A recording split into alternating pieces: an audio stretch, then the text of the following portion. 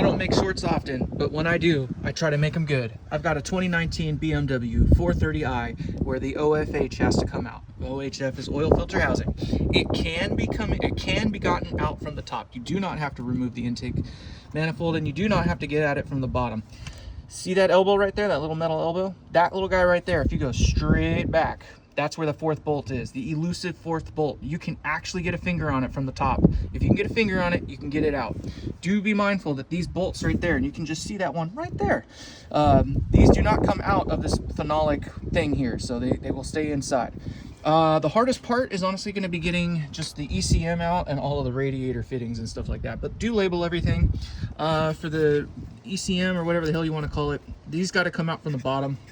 Kind of wiggle them back and forth while finagling on 3 little tabs that are underneath there. You'll kind of see them, it'll make sense. But that is a little bit challenging at first. Once you get the first one figured out though, the second one goes a lot easier.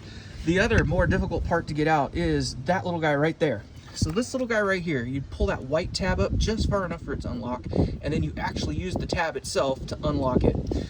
There's 2 of them. There's one on the top side here, and then there's one down there for the AC unit. I also did undo the alternator, and I undid all the coolant lines that I could. A trick for the coolant lines is to use a heat gun.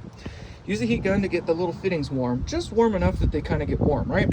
They just need to be warm. And that helps make it so it's loose enough to wiggle off. One of the more difficult ones was this one that comes off the T that's like right here. The water line that goes to the OFH itself, you can just pry with a screwdriver. The other one that was a pain in the butt for me was that one there. A little bit of heat did the trick there. So you can get this out from the top. You do not have to take out the intake manifold, and you do not have to get at it from the bottom. But this thing is coming out and getting replaced with a metal one. I hope this helps. Take care.